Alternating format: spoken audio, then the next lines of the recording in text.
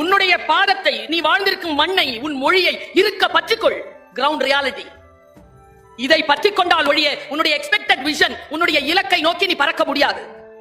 நான் ஒரு ஸ்ட்ராட்டஜி சொல்றேன்னு சொன்னேன்ல, ரொம்ப கவனமா கேளு அந்த ஸ்ட்ராட்டஜி. இந்த உலகத்தினுடைய முன்னேற்ற வரலாறு இதுதான். ஒன்று, சிரமமான சூழல். சிரமமான சூழல் வலிமையான மனிதனை உருவாக்கும். நான் சொல்லுவது உலக வரலாறு. சிரமமான சூழல் வலிமையான மனிதனை உருவாக்கும். வலிமையான மனிதன் வசதியான இலகுவான சூழலை உருவாக்குவான். வலிமையான வசதியான இலகுவான சூழல் வலுவற்ற மனிதனை மீண்டும் உருவாக்கும். இந்த வலுவற்ற மனிதன் சிரமமான சூழலை உருவாக்குவான். நான் எங்கேயோ படித்தேன், உன் பேரனின் மகன் நடப்பான் என்று. நான் ஸ்கார்பியோ கார்ல போய்கிட்டு இருக்கேன். என் பேரனின் மகன் எப்படி நடப்பான்? அவன் பிளைட்ல போகணும், அவன் வந்து ஹெலிகாப்டர்ல போகணும். இல்லை, வசதியான இலகுவான சூழலைக்கு பழக்கப்பட்டவர்கள் எப்பொழுதும் வசதியான சூழலை உருவாக்கிவிட்டு போகவே மாட்டார்கள் என்று அறிவியல் சொல்லுகிறது. நீங்கள் கவனம் குழந்தைகளே, உங்கள் வாழ்க்கையை மாற்றி போட்டு புதிய உலகத்தை நீங்கள் சமைக்கக்கூடிய அந்த ஒற்றை குரலை, 1330 குரலுக்குமான இந்த நூற்றாண்டின் இந்த தலைமுறையின் தேவைக்கான அந்த ஒற்றை குரலை இதோ உச்சரிக்கிறேன், மனதில் வாங்கி வைத்துக் கொள்ளுங்கள். இலர் இல்லாதவங்க பலராகிய காரணம். இல்லாதவங்க நிறைய பேர் வந்துட்டாங்களாம். என்ன காரணம்? வள்ளுவர் பதில் சொல்லுகிறார், நோற்பார் சிலர் பலர் நோலாதவர். சில பேர் தான் உழைக்கிறாங்களாம், பல பேர் உழைக்காம இருக்கிறாங்களாம். அதனால இல்லாதவங்க நிறைய பேரும், இருக்கிறவங்க கொஞ்சமாவும் இருக்கிறாங்க. இந்த இலர் பலராகிய அப்படிங்கிற ஒரு சொல்லு இருக்குல்ல, எது இல்லை? வேதம்னு ஏன் தெரியுமா? திருக்குறளுக்கு பொருள். உங்கள் வாழ்க்கைக்கு தேவையான சொல்லை அந்த இல்லை என்பதில் நீங்கள் நிரப்பிக் கொள்ளலாம். நோற்பது என்பது என்ன என்பதனை எத்தனை நூற்றாண்டுகள் கழித்தாலும் அந்த நூற்றாண்டில், அந்த நாளில், அந்த தேவைக்கு என்ன இருக்கிறதோ அந்த சொல்லை நீங்கள் வைத்து புரிந்து கொள்ளலாம். அதற்கு பெயர் தான் வேதம். நான் ஒன்னு சொல்லட்டுமா? இஸ்லாமியர்களுக்கு குர்ஆன் வேதமாக இருக்கலாம், கிறிஸ்தவர்களுக்கு பைபிள் வேதமாக இருக்கலாம், இந்துக்களுக்கு புராணங்களும் இதிகாசங்களுக்கு முன்னால் வந்த ரிக், யஜுர், சாமம், அதர்வனம் வேதமாக இருக்கலாம். ஆனால் தமிழ் பேசுகின்ற தமிழ் இனத்தில் பிறந்த நம் அத்துணை பேருக்கும் பொது மறை, பொது வேதம் என்பது திருக்குறள் மட்டும்தான் என்பதனை மாணவ கண்மணிகளே உங்களுடைய மனதிலே கல்வெட்டாக எழுதி வைத்துக் கொள்ளுங்கள். இந்த ஒரு இலக்கியம் போதுமானது நம்மை செலுத்துவதற்கு. எந்த இடத்துல விட்டு கொடுத்துறாதீங்க. தேர்வுக்காக படிக்காதீங்க குறளை. தேர்வுக்காக படித்தால் மதிப்பெண்கள் மட்டும்தான் கிடைக்கும். அதை வைத்துக் கொண்டு ஒரு சில விஷயங்கள் தான் சாதிக்கலாம். மனசுல உள்ள வாங்கி வச்சுக்கோங்க. மனம் திறந்து சொல்றேன். இங்க ஒரு கிரீன் பென் இருக்கு, இங்க ஒரு ஃபைல் இருக்கு, ரெண்டும் உங்களுக்காக காத்திருக்கு. ஃபைலை எடுத்துக்கிட்டு கேபின் கட்டி உள்ள போய் யாரோ ஒருவர் கிரீன் பென் வச்சிருக்க கையெழுத்து வாங்க போறீங்களா? கிரீன் பென்னை கையில வச்சுக்கிட்டு யாராவது ஃபைல் எடுத்துட்டு வாங்கப்பான்னு கையெழுத்து போட போறீங்களா? Choice is yours. File is also waiting for you and pen is also waiting for you. And note என்ன தெரியுமா? அந்த பென்னுங்கிறது கிரீன் பென், கிரீன் இங்க் இருக்கிற பென். அதிகாரம் நிறைய இருக்கும் அதுல. நீங்கள் கையெழுத்து போட்டால் அதற்கான அதிகாரமே வேறு. அதை நீங்கள் கையில் எடுத்துக் கொள்ள வேண்டும் என்றால் குழந்தைகளே, அடிப்படையாக இருக்கக்கூடிய சில விஷயங்களை புரிந்து கொள்ளுங்கள். எனக்கு தெரிந்து இந்தியாவில் அல்ல உலகத்திலேயே இப்படி பிள்ளைகளை அழைத்து உட்கார வைத்து அவர்களுடைய பகுத்தறிவை தூண்டி அவர்களுக்கான வாழ்க்கையில் அவர்கள் வெற்றி பெறுவதற்கான சாவிகளை தரக்கூடிய இயக்கம் தமிழ்நாட்டில் மட்டும்தான் இருக்கிறது. தமிழ்நாட்டில் மட்டும்தான் இருக்கிறது. அதனால் தான் பாரதி சொன்னான், கல்வி சிறந்த தமிழ்நாடு.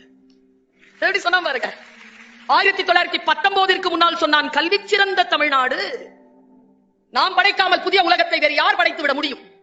நான் இப்படி சொல்கிறேன், குறளை அணு அணுவாக படி. சொற்கள் புரிகிறதோ புரியவில்லையோ படித்து வைத்துக்கொள், புரியும். ஆசிரியர்களுக்கு நான் ஒரு விஷயம் சொல்றேன். பெற்றோர்களும் வந்திருக்கிறீர்கள் என்று நினைக்கிறேன்.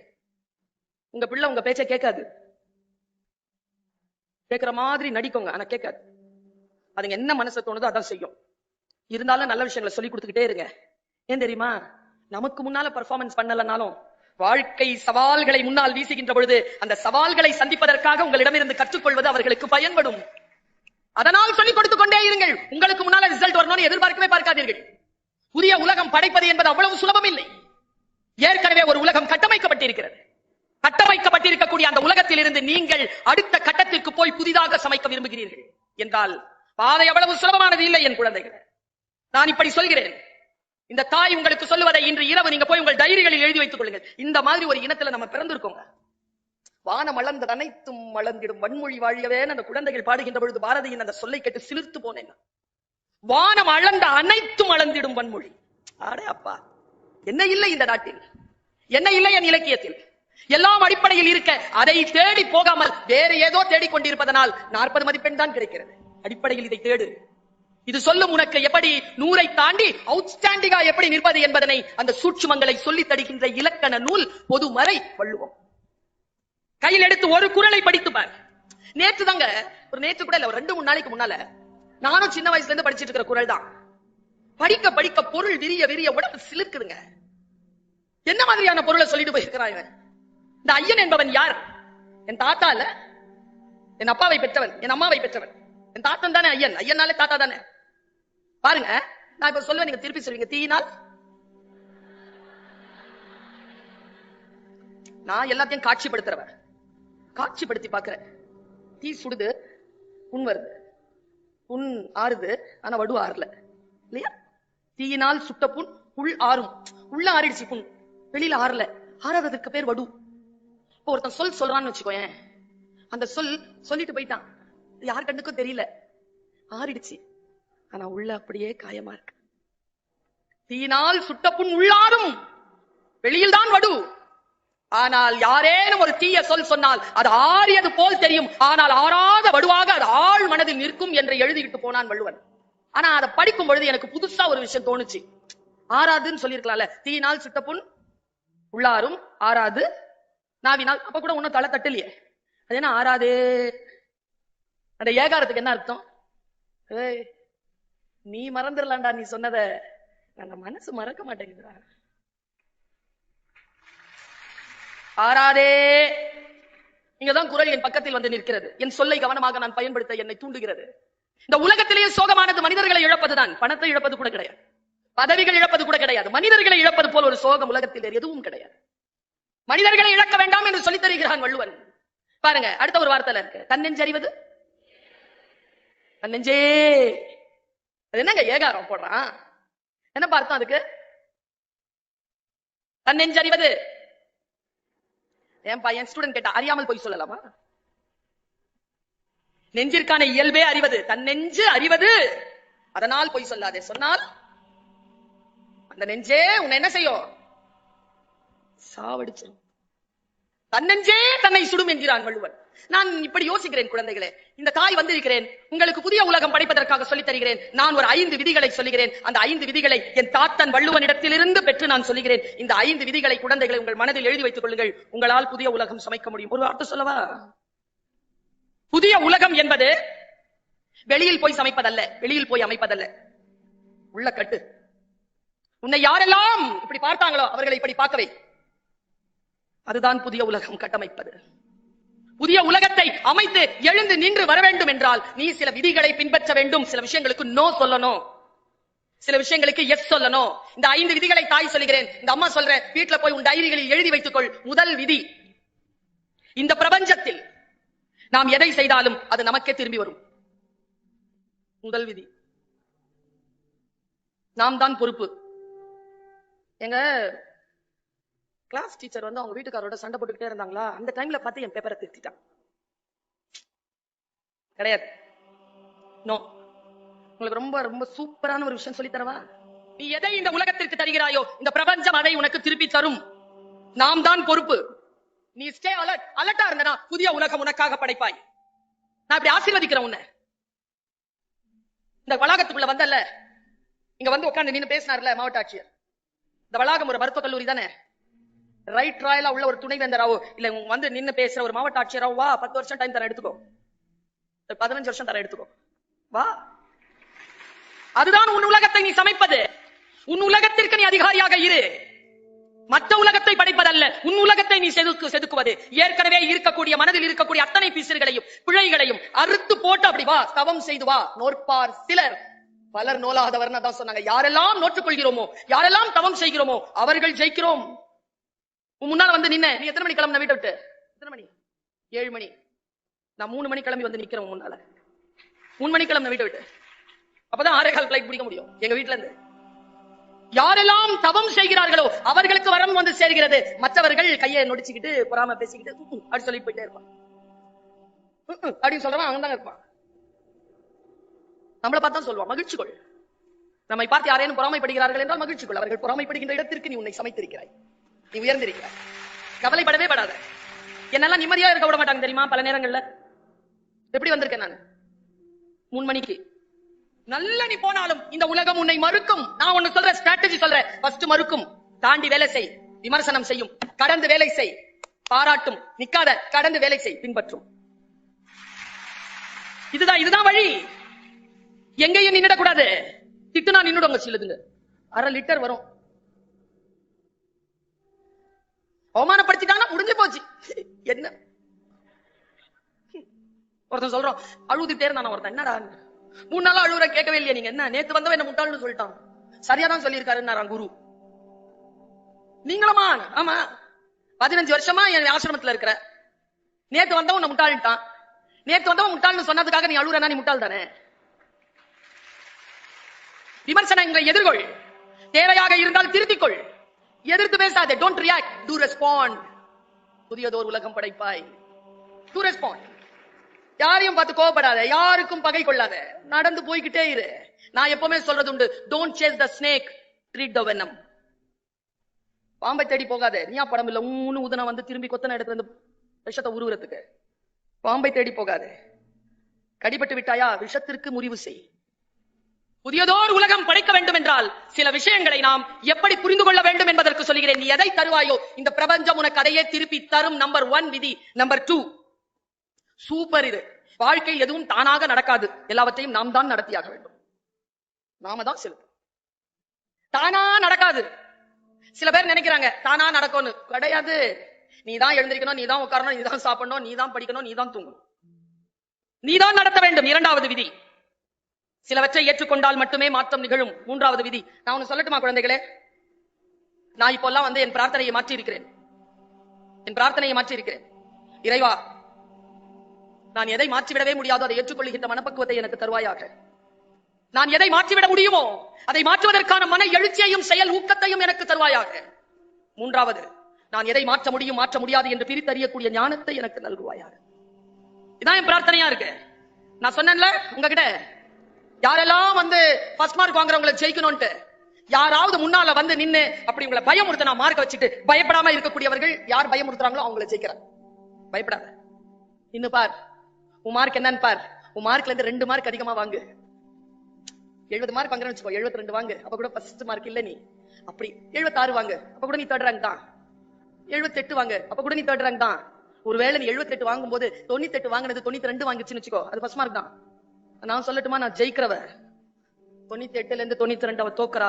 72ல இருந்து 78 நீ ஜெயிக்கிற. ஸ்ட்ராட்டஜி. Show progress. நான் 55 மார்க் தான் 10th. ஆனா யூனிவர்சிட்டி விட்டு வெளியில வரும்போது நான் யூனிவர்சிட்டி ரேங்க் ஹோல்டர். ஒரே சிட்டிங் தான், யூஜிசி கிளியர். 5 வருஷம் கரெக்டா PhD. கரெக்டா அந்த டைம்ல ப்ரோக்ரஸ். Show progress. அதுதான் புதிய உலகம். யாரையோ பார்த்து எதையோ வைத்துக் கொண்டு மீனாக இருக்கிற நீ மரம் ஏறுவதற்கு முயற்சி செய்யாத. காத்திரு, உன் கடல் உன் முன்னால் வரும். அப்போ நீந்து. இந்த அம்மா சொல்ற இந்த வார்த்தையை மட்டும் உன் டைரியில எழுதி வச்சுக்கோ. இந்த 3வது விதி இருக்குல்ல, பக்கத்துல எழுதி வச்சுக்கோ. பெருங்கடலை அசைத்துக் கொண்டிருக்கிறது மீன் குஞ்சின் சின்ன துடுப்பு. பெருங்கடல் தான், நான் மீன் குஞ்சுதான். ஆனால் நான் அசைத்துக் கொண்டிருப்பது அந்த பெருங்கடலை. பெருங்கடலை அசைத்து பார் என் குழந்தையே, உனக்கான உலகத்தை நீ படைப்பாய். பெருங்கடலை அசைக்கணுமே. நான் மீன் குஞ்சு தானே, என்னுடைய துடுப்பு சின்னது தானே சொல்லிட்டு சும்மா இருந்துறாத. அசைத்துக் கொண்டே இரு. நான் சொல்றேனே, இந்த அளவிற்கு வந்து உட்கார்ந்ததே உன்னுடைய அசைவை பெருங்கடல் கண்டு ஓரளவு தன்னை அதிர வைத்து இருக்கின்ற காரணத்தினால் தான் உனக்கு இந்த சீட்டே கிடைச்சிருக்கு. அது தெரியுமா உனக்கு? இந்த கடல் எல்லாம் அசைந்திருக்கிறது, இல்லனா இந்த சீட் உனக்கு கிடையாது.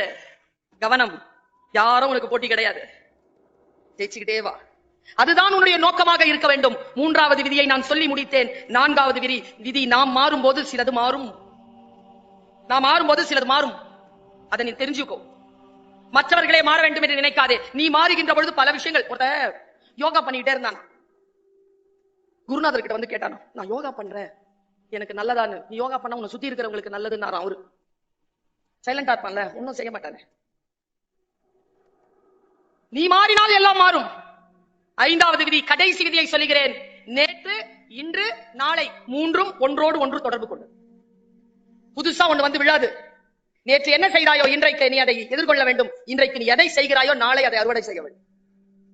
நேற்று இன்று நாளை என்பது ஒன்றோடு ஒன்று தொடர்பு இருக்கிறது என்பதை மட்டும் புரிந்து கொள். ரொம்ப சூட்சமமா ஒரு விஷயம் சொல்ற, ரொம்ப பெரிய ஆடியன்ஸ்க்கு சொல்ற வார்த்தை நான்.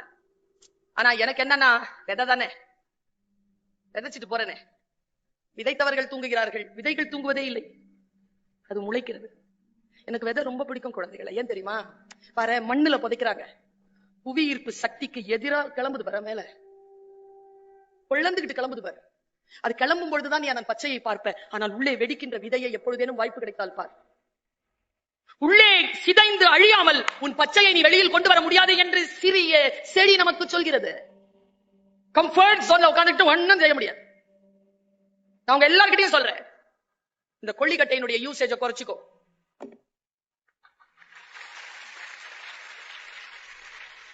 கைத்தட்டுகிறீர்கள் என்றால் பாதிக்கப்பட்டிருக்கிறீர்கள் அல்லது பாதிப்பை அடுத்தவர்களுக்கு ஏற்படுத்திக் கொண்டிருக்கிறீர்கள். இதையே பார்த்துட்டு என்கிட்ட இருக்குது 512 GB. என்ன வேணாலும் நான் செய்யலாம்.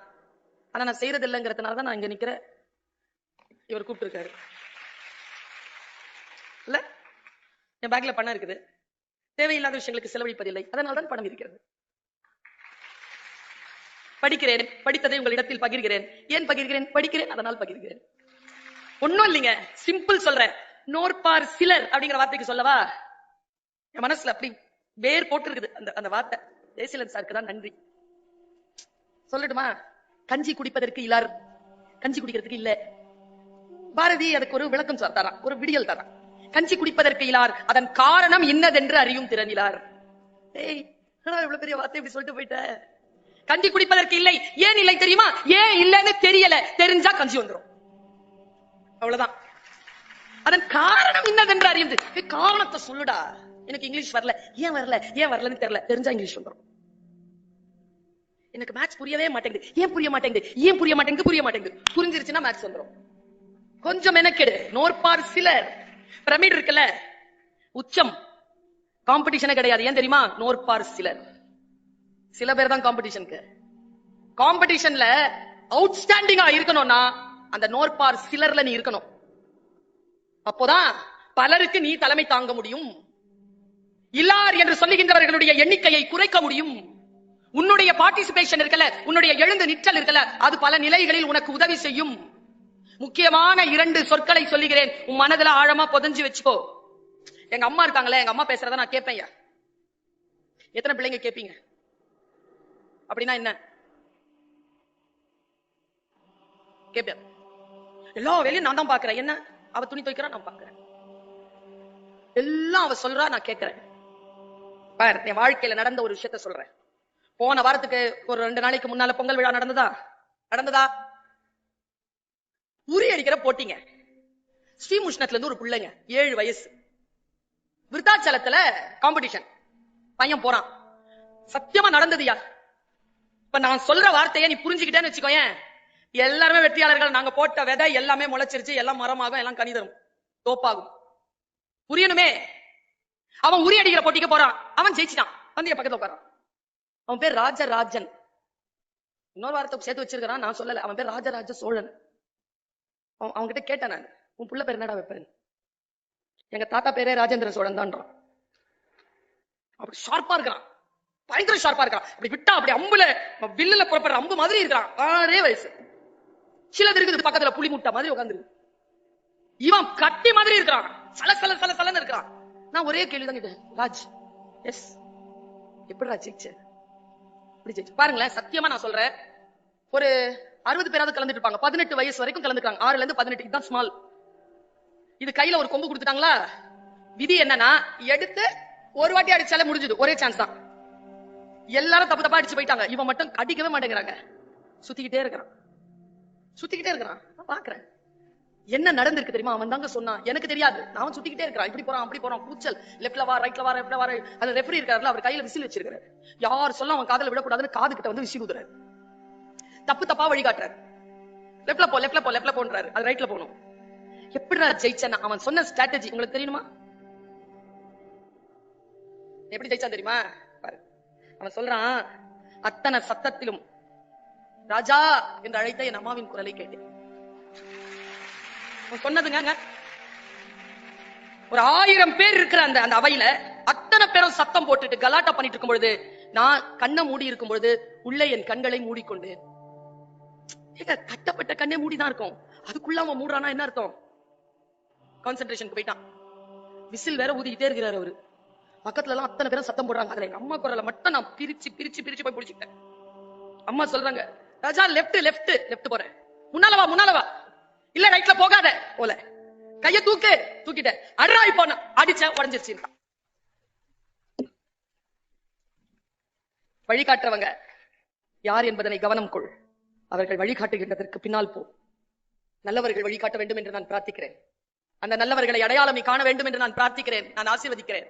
அந்த இடத்துல போய் கரெக்டா அடிச்சேன்னு வச்சுக்க. நான் இன்னொரு விஷயம் சொல்றேன், இங்க எத்தனை பேருக்கு பரிசு கிடைக்கும்லாம் எனக்கு தெரியாது, இந்த ஸ்ட்ராட்டஜி எனக்கு தெரியாது. அவனை சொல்லட்டுமா? ஜெயசீலன் சார் நான்லாம் அதுக்கு சாட்சி. எல்லாத்துலயும் எல்லாம் ஜெயிக்க மாட்டோம். 1500 காம்படிஷன் நான் கலந்துகிட்டது 532 தான் இது வரைக்கும் ஜெயிச்சிருக்கேன். என்ன நிறுத்தி இருக்கிறது 532 இல்ல 1500.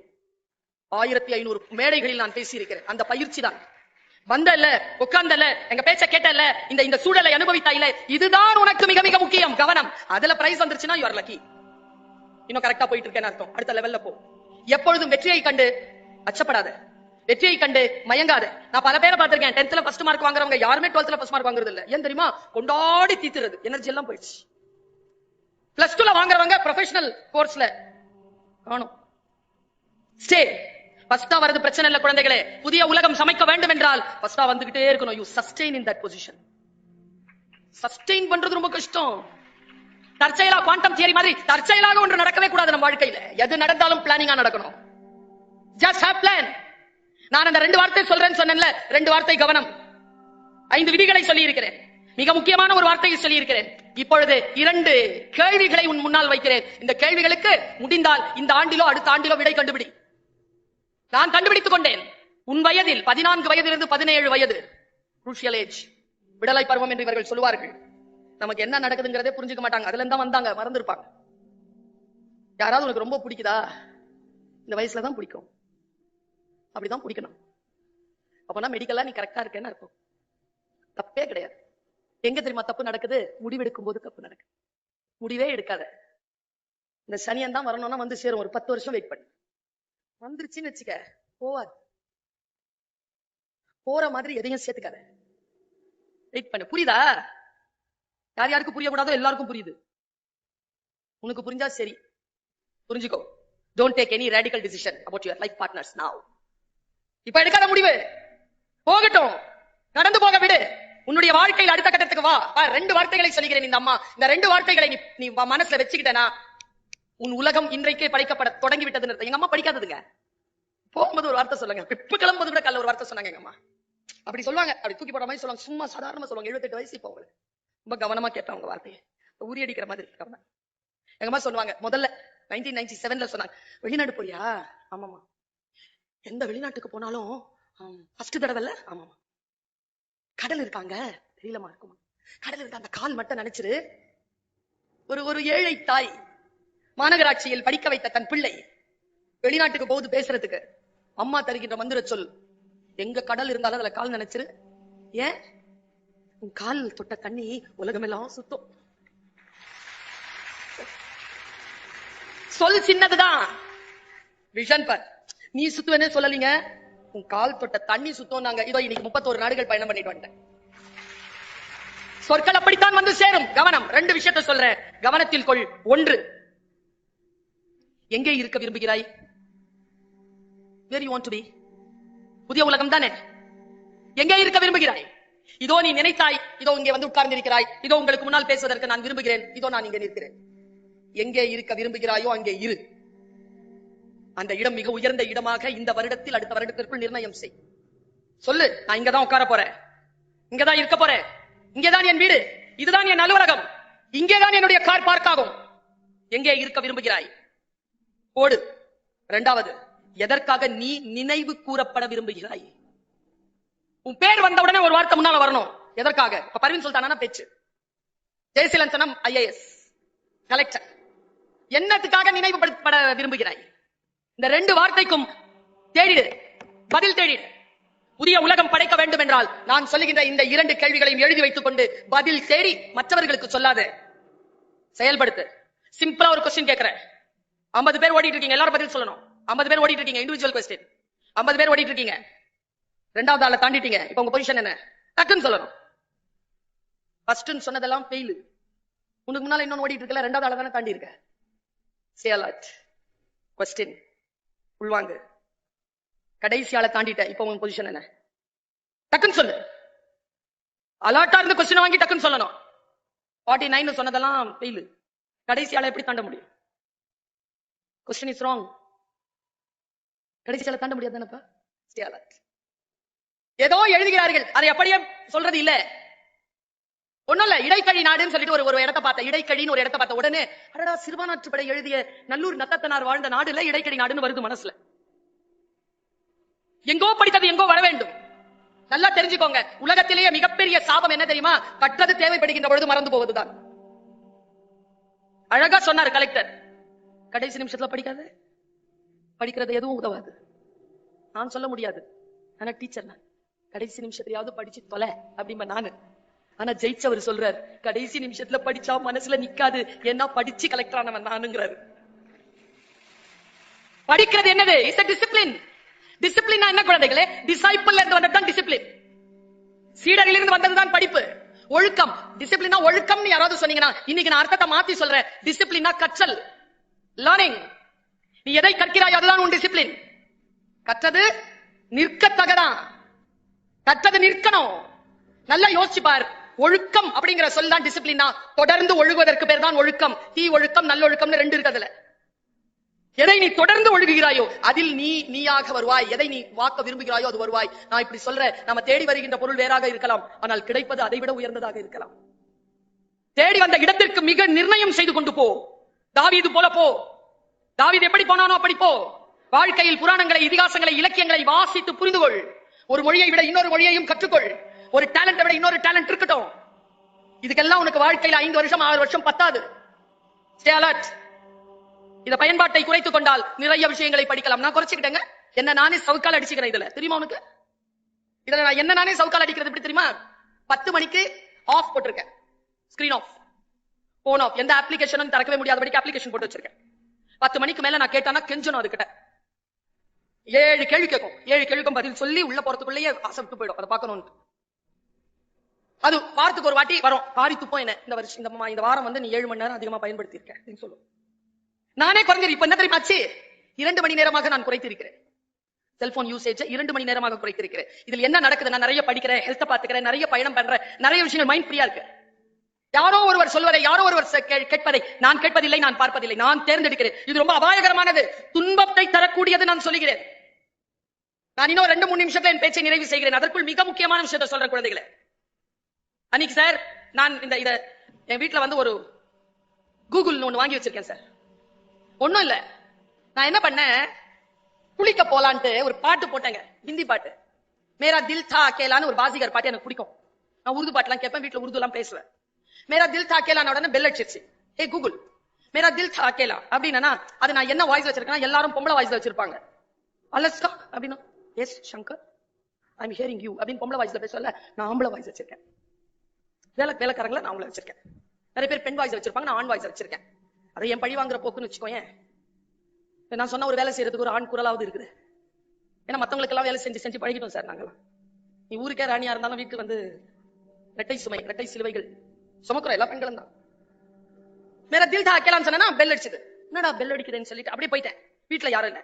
தரந்தா தினசரி அந்த பத்திரிக்கை போடுறவர் காசு வேணும்னாரு. சரின்னு எடுத்து காசு கொடுத்துட்டு மூடிட்டேன். வந்தா பொம்பளை குரல் கேக்குது. Sultana, I think you are back. I want to connect myself with you. Please sit down. என்னடா இது? உட்கார்ந்துட்டேன். Have a deep breath. Have a glass of water. Take your mobile and call Ami. அம்மினா எங்க அம்மா. என்னடா இதெல்லாம் சொல்லுதேன்னு யோசிச்சு பார்த்தா ஒண்ணும் இல்லைங்க. மேரா தில் தா அகேலானா என்ன அர்த்தம்னா என் மனம் தனிமையில் தவிக்கிறதுன்னு அர்த்தம். அது பாட்டுன்னு சொல்லிட்டு நான் நிறுத்திட்டேன்னா அது நான் டிப்ரெஷன்ல இருக்கிறேன், ஏதாவது பண்ணிக்க போறேன்னு சொல்லிட்டு எனக்கு வந்து கவுன்சிலிங் கொடுக்குது. ஏங்க என் அனுமதி இல்லாமங்க இந்த மொபைல் இருக்குல்ல, நீ எதை பாக்குறியோ திருப்பி திருப்பி உனக்கு அதுவே வரும்.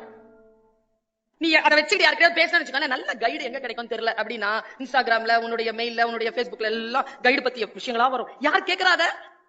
அப்ப மூன்றாவது கண் நம்மை பார்த்துக் கொண்டே இருக்கிறது என்றால், இந்த நிலையில் நான் நினைக்கின்ற பொழுதுதான் இந்த கருவி எனக்கு பயன்பட வேண்டுமே தவிர, அது நினைக்கின்ற அளவிற்கு என் வாழ்க்கை பயன்பட்டு போகாது என்கின்ற ஏஐயிலிருந்து கிளம்பி ஆரைக்கு வாங்க என் குழந்தைகளே. ரியல் இன்டெலிஜென்ஸ், நீங்க எல்லாருமே ரியல் இன்டெலிஜென்ஸ், ஒருபோதும் ஆர்டிபிஷியல் இன்டெலிஜென்ஸ் அது கிட்ட தோக்காது என்பதனை நீங்கள் காட்ட வேண்டும் என்பதற்காகத்தானே.